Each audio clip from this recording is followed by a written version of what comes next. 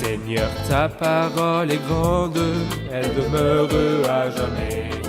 Ta parole est infaillible, rien ne peut la supprimer. Bienvenue à vous, chers spectateurs, et bienvenue à tous ceux qui nous regardent de partout dans le monde, à un nouvel épisode de notre programme d'études quotidien, toute la Bible. Nous sommes arrivés dans notre étude au livre des psaumes, le livre des psaumes, chapitres 92, 93 et 94.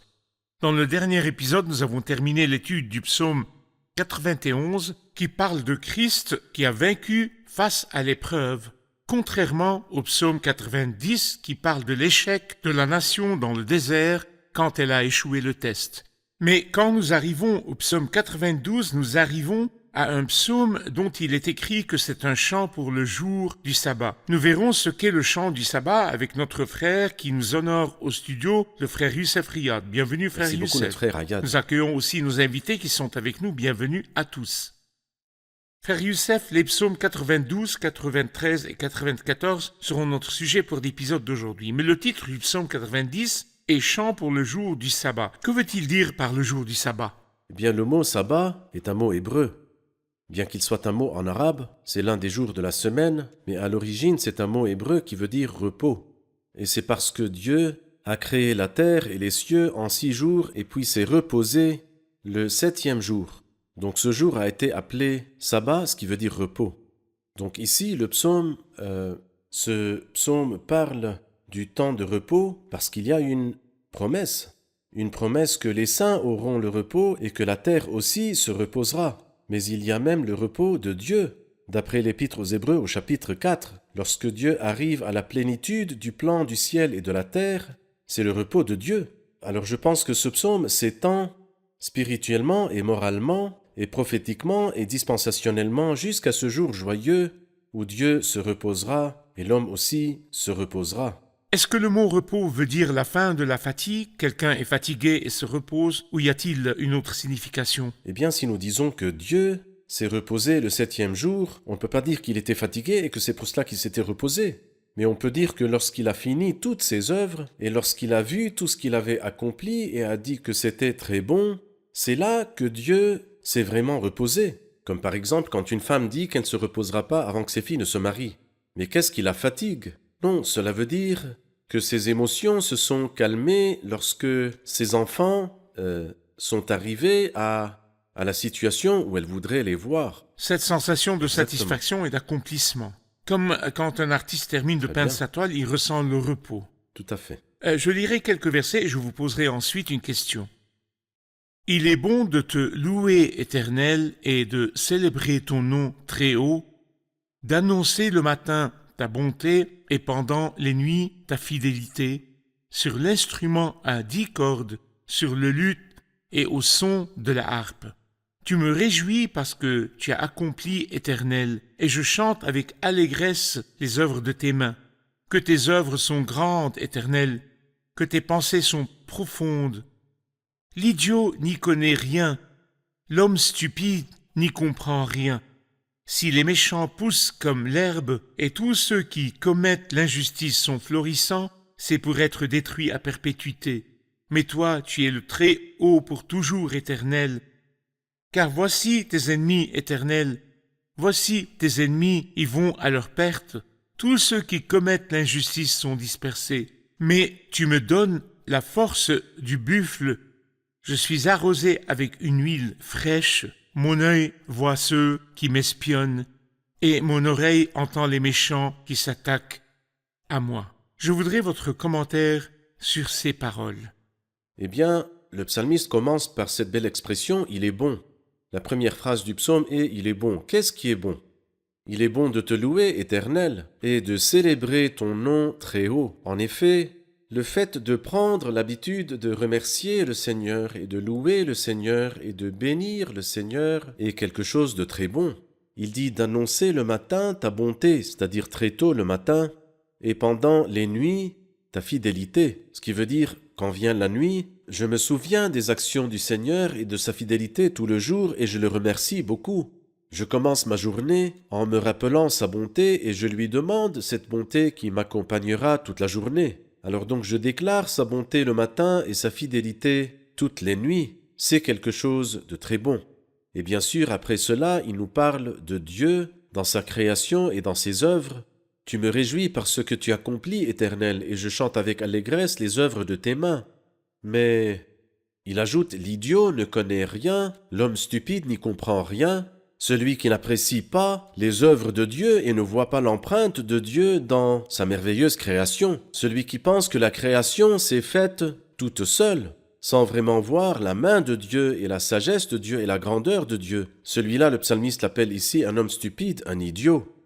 En contraste avec l'idiot stupide dans le verset 13, il parle du juste. Et il a donné une belle description du juste. Dites-nous, frère Youssef, la description du juste. Eh bien, je vois qu'il y a un contraste entre le verset 8 qui dit « Si les méchants poussent comme l'herbe, si tous ceux qui commettent l'injustice sont florissants, mais cela est l'opposé polaire du juste qui n'est pas du tout comme l'herbe, qui fleurit pour ensuite disparaître très rapidement, mais plutôt les justes poussent comme les palmiers. Ils grandissent comme le cèdre du Liban. » Le palmier, en fait, nous parle de la victoire, et le cèdre nous parle de la gloire. Des arbres qui vivent longtemps, ce sont des arbres solides, c'est-à-dire les racines du palmier vont très profondément, c'est pourquoi nous les trouvons dans les déserts. Et le cèdre aussi, ses racines sont profondes, alors que l'herbe est très superficielle. Les méchants, oui, ils sont tondus. Sont tondus. Et c'est pourquoi les méchants sont comme l'herbe. Ils n'ont pas de vraies racines, alors que le juste est enraciné dans le Seigneur. C'est pourquoi il le compare au palmier qui pousse et au cèdre du Liban qui pousse. Je me rappelle Daniel et tous les ennemis de Daniel étaient vraiment comme l'herbe quand ils ont tous été réduits et jetés au lion. Mais la corne de Daniel a été exaltée parce qu'il était comme l'arbre. Très bien. Il dit dans le verset 14, « Planté dans la maison de l'Éternel, il prospère dans les parvis de notre Dieu. Il porte encore des fruits dans la vieillesse. Ils sont pleins de sève et verdoyants pour annoncer que l'Éternel est droit. Il est mon rocher et il n'y a aucune injustice en lui. » Il a parlé de ceux qui portent du fruit dans leur vieillesse, frère Youssef. Que voyez-vous dans la description du juste, même quand il atteint la vieillesse? Il n'a pas commencé avec la vieillesse ni avec l'âge avancé, mais nous pouvons voir 3 étapes dans le verset 14, le verset 15 et le verset 16. Il dit dans le verset 14 « planté », et ce mot-là indique le début. Il indique l'enfance, la période de l'enfance, planté dans la maison de l'Éternel. Mais la fleur nous parle de la période qui suit. Je pense qu'elle nous parle de la période de l'adolescence. La période que nous appelons période florissante et qui est le début de la maturité, de l'adolescence. Il prospère dans les parvis de notre Dieu. Mais après cela, il porte du fruit. Et c'est la période de la vieillesse et c'est merveilleux. Que les gens, dans la période de la vieillesse, portent encore du fruit dans la vieillesse. Ils sont pleins de sève et verdoyants. Et pourquoi portent-ils du fruit et comment portent-ils du fruit? Il dit ici, il déclare que Dieu est bon. C'est-à-dire que lorsque nous voyons un vieil homme à l'âge avancé, ou bien une vieille femme à l'âge avancé, et à chaque fois qu'il parle, il raconte les œuvres de Dieu avec eux, et leur expérience avec ce Dieu fidèle. Leurs paroles seraient vraiment magnifiques, comme les dernières paroles de Jacob et de Moïse et de David et de l'apôtre Paul. Tous ont parlé de la fidélité de Dieu, ils portent encore des fruits. Dans la vieillesse, ils sont pleins de sève et verdoyants pour annoncer que l'Éternel est droit, il est mon rocher, et il n'y a aucune injustice en lui. Il y a des fidèles saints, des hommes de Dieu distingués qui ont plus de 90 ans. Et leurs maladies les ont fait tout oublier, même les noms de leurs enfants. Mais si vous leur rappelez le Seigneur, ils parlent de la bonté de Dieu et ils répètent des versets de la Bible. Ce sont vraiment des personnes qui ont vieilli, mais portent encore du fruit dans leur vieillesse. Nous allons faire une pause puis prendre une question de nos invités. Chers spectateurs, nous nous reverrons après la pause. Restez branchés. Voulez-vous faire quelque chose de bien aujourd'hui? Voulez-vous aller dans la bonne direction? Si vous voulez cela, remerciez Dieu où que vous soyez et glorifiez son nom, bénissez son nom glorieux. Vous pouvez le remercier à l'aube ou tôt le matin. Et vous pouvez le remercier la nuit pour son amour, sa douceur et sa fidélité qui nous ont protégés pendant une journée entière et vous ont gardés jusqu'à la fin de la journée.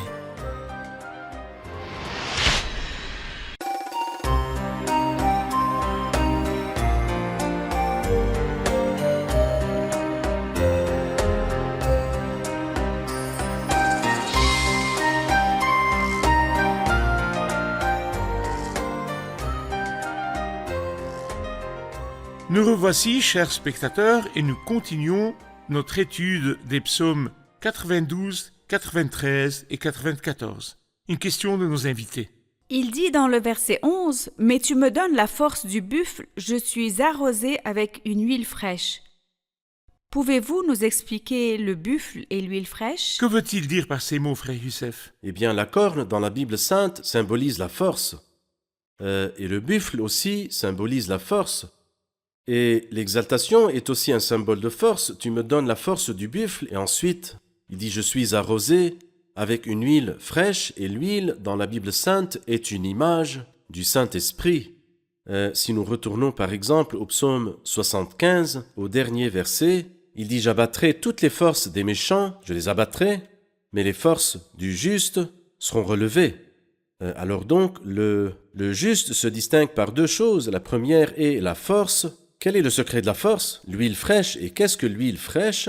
Eh bien, c'est le Saint-Esprit, pour que vous soyez puissamment fortifiés par son esprit dans votre être intérieur. C'est-à-dire, quand le Saint-Esprit me remplit, Il me renouvelle donne... mes forces. Exactement. Ou il renouvelle la Il force. renouvelle la force et il me la donne. Très bien. Allons donc au psaume 93. Je voudrais votre commentaire sur son sujet. De quoi parle-t-il? Eh bien, le psaume 93 commence par dire « L'Éternel règne ». Et je peux justement donner ce titre à ce psaume, « L'Éternel règne ». Quand l'Éternel régnera. Et bien sûr, quelqu'un pourrait dire « Mais il est roi ». Je voulais Non, vous en poser cette réalité, question. N'est-il pas roi maintenant? Oui, en fait, il est roi dans un sens, mais dans un autre sens, nous lisons par exemple dans le livre de l'Apocalypse, chapitre 11, en commençant par le verset 17 qui dit « Tu as exercé ta grande puissance et établi ton règne ». Alors donc ces choses arriveront dans l'avenir, quand effectivement il n'y aura aucun nom autre que le nom du Seigneur. Et le Seigneur aurait donné une chance aux nations et aurait donné une chance à Satan de s'amuser et de jouer, mais un jour viendra où le mystère de Dieu arrivera, et il régnera et recevra une grande puissance et gouvernera. Et viendra le beau verset de l'Apocalypse 19, « Notre Dieu Tout-Puissant a établi son règne, et il dit, réjouissons-nous, Et soyons il dans la sera joie. » établi comme roi de toute la terre. Exactement. Et la volonté de Dieu sera faite sur la terre comme au ciel. Très bien. Je lirai quelques versets et je vous poserai ensuite une question. Allez-y.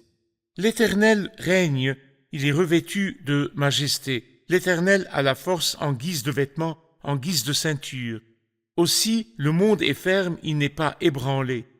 Ton trône est établi depuis longtemps, tu existes de toute éternité. Les fleuves font entendre Éternel, les fleuves font entendre leur voix. Les fleuves font entendre le grondement de leurs flots, plus encore que la voix des grandes eaux. Des flots puissants de la mer, l'Éternel est puissant dans les lieux célestes. Tes instructions sont entièrement vraies. La sainteté convient à ta maison, Éternel, jusqu'à la fin du monde. Quand il parle du règne, il parle du Seigneur comme roi. Ton trône est établi depuis longtemps. Je sais que le règne arrivera dans l'avenir. Donc pourquoi dit-il ici que le trône est établi depuis longtemps? Eh bien, Dieu est le roi, et dans tous les âges, il est roi. Mais l'application prophétique est qu'un moment viendra où il n'y aura rien d'autre que le trône de Dieu et la souveraineté de Dieu. Quand le Seigneur aurait donné la chance, il a donné la chance à tous les ennemis.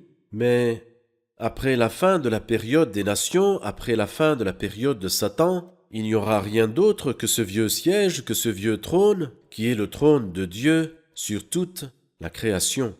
Frère Youssef, malgré le fait qu'il parle du règne de Christ et de l'établissement de ce règne, il dit dans le verset 3, « Les fleuves font entendre Éternel, les fleuves font entendre leur voix, les fleuves font entendre le grondement de leurs flots. » Il parle des fleuves, il parle des vagues, du grondement de leurs flots et des flots puissants de la mer. Où et quand cela arrivera-t-il? Et qu'est-ce que ça signifie? Ceci précède le règne du Christ. Les fleuves sont une image des ennemis de Dieu. Écoutons par exemple Ésaïe, chapitre 59, verset 19. « Quand l'adversaire surgira pareil à un fleuve, l'Esprit de l'Éternel le mettra en fuite. » Et de la mer, il dit dans Ésaïe chapitre 57, il dit dans le dernier verset, « Quant aux méchants, ils seront pareils à la mer agitée. » La mer agitée qui ne peut pas se calmer et dont l'eau soulève la vase et la saleté. Il n'y a pas de paix pour les méchants, dit mon Dieu. Ainsi, les ennemis de Dieu veulent retarder la venue de ce royaume. Et c'est ce que nous voyons aujourd'hui. Nous voyons les fleuves élever leur voix et élever leurs flots. Et nous voyons que les vagues de la mer, qui élèvent aussi leur voix, et tout cela ne veut pas du tout que le Seigneur règne. Cela veut-il dire que le Seigneur ne régnera pas? L'Apocalypse 11:17 dit que le Christ a exercé sa grande puissance et a établi son règne. Alors donc à présent, il y a des flots et il y a les vagues de la mer, mais le jour viendra où toutes ces voix, tous ces bruits se tairont et il y aura le Seigneur seul et son nom seul. Et nous savons que le temps qui précède immédiatement le règne sera la période la plus méchante et violente de l'humanité. Mais le Seigneur viendra et il arrêtera, il mettra fin à tous ses plans, parce que Dieu très haut est plus fort. Donc les fleuves et les ennemis continuent maintenant, et la mer amène toutes ces saletés jusqu'à ce que le sommet soit atteint avant la venue de Christ au moment de la grande Très bien. tribulation. Ensuite, Christ viendra et il calmera les vagues des mers comme il Exactement. l'a dit, et il établira la Très paix bien, sur terre. très bien. Très bien. Avec votre permission, nous ferons une pause et nous prendrons ensuite une question de nos invités. Chers spectateurs, nous nous reverrons après la pause. Restez branchés.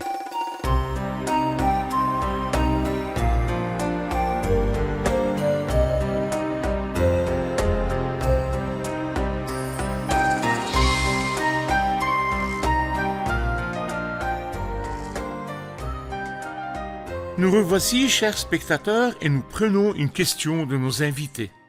Dans le premier verset du psaume 94, il dit « Dieu des vengeances éternelles ».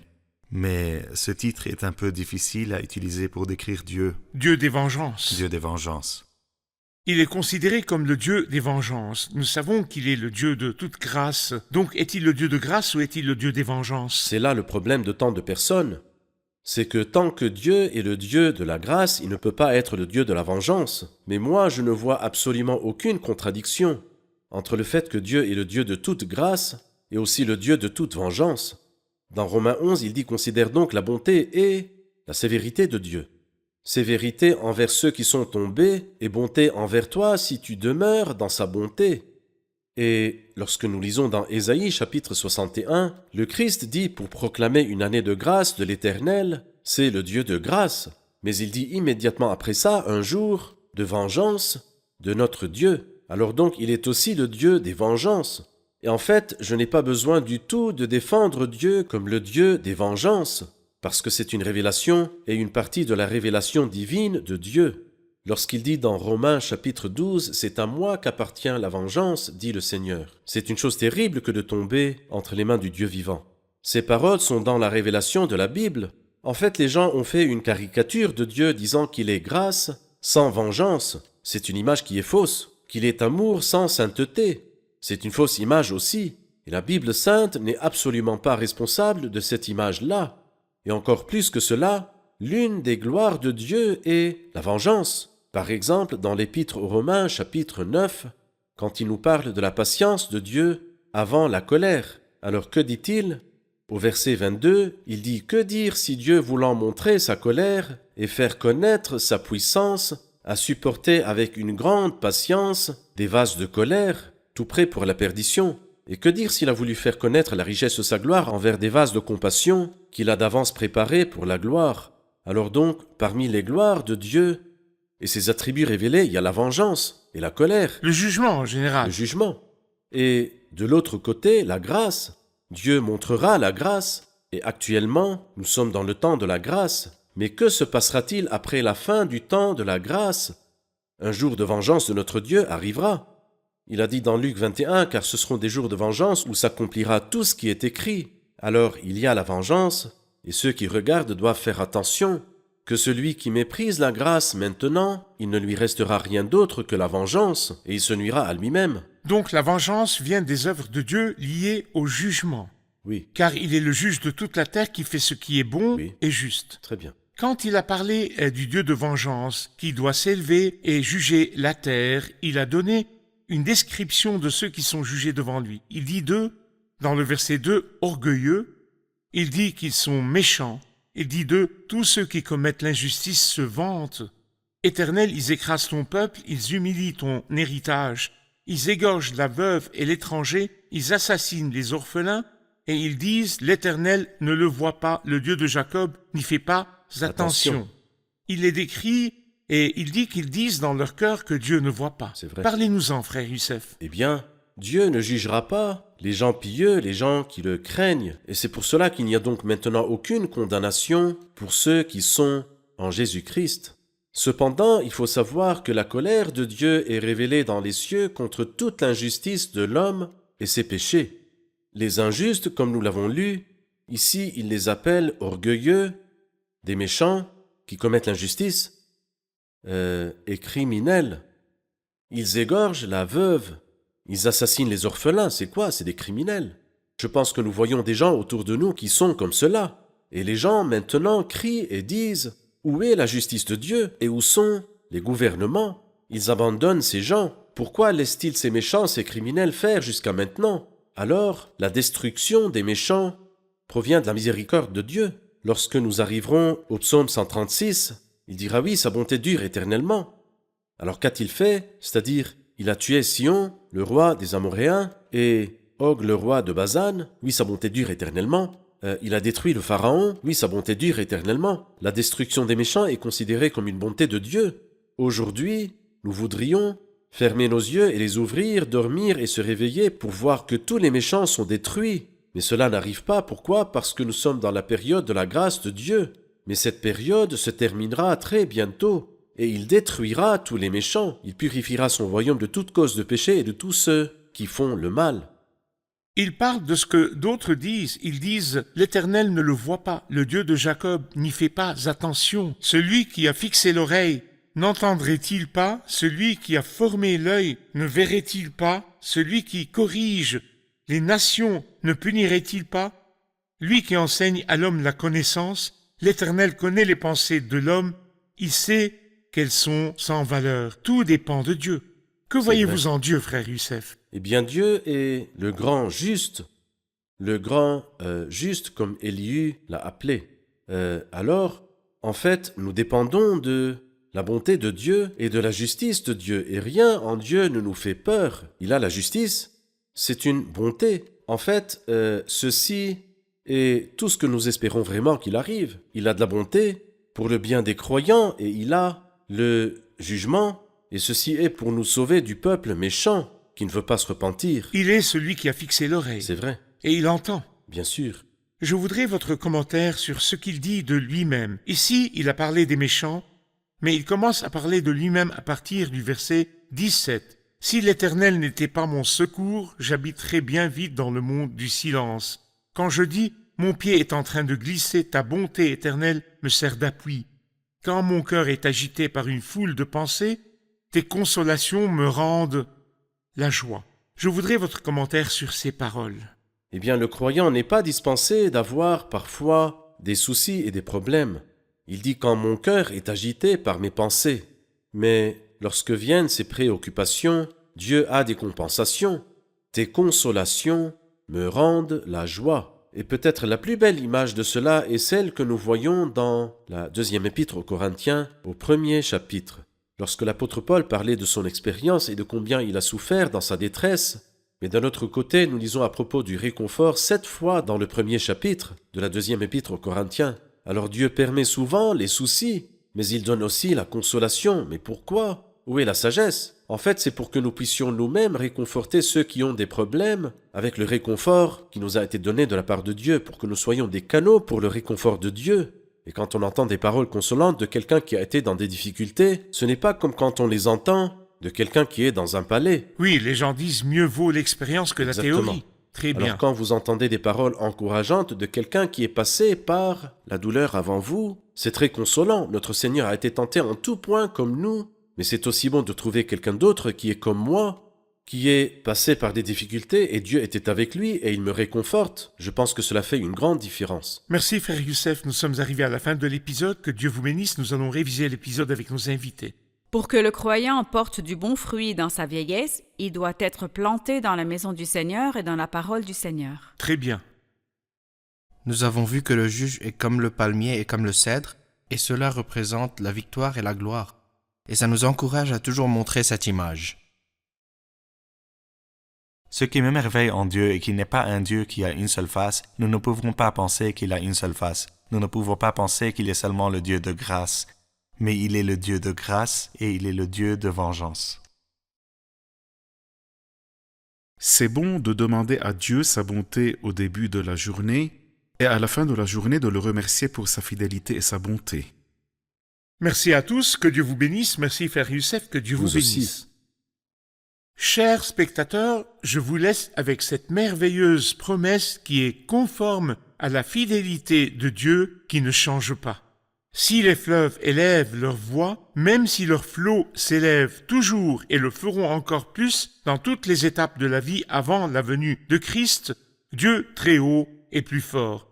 Peu importe quel fleuve vous menace, que ce soit un fleuve de personnes méchantes, s'il y a un grand nombre de méchants, s'il y a des maladies qui vous font face, si vos batailles sont avec les circonstances qui vous entourent, s'il y a des ennemis autour de vous qui vous font face, Dieu très haut est plus fort encore. Il est celui qui a le dernier mot, il est celui qui a le contrôle. Dieu très haut est plus fort. Vous ne craindrez pas les terreurs de la nuit, vous ne craindrez pas les fleuves, vous ne craindrez pas les opprimants, vous ne craindrez pas les groupes terroristes, vous ne craindrez pas les ennemis. Dieu très haut est plus fort et un jour de sa puissance il mettra fin à toutes ces situations honteuses. Le Seigneur est le seul et son nom est le seul. Je vous revois dans le prochain épisode. Que le Seigneur vous bénisse.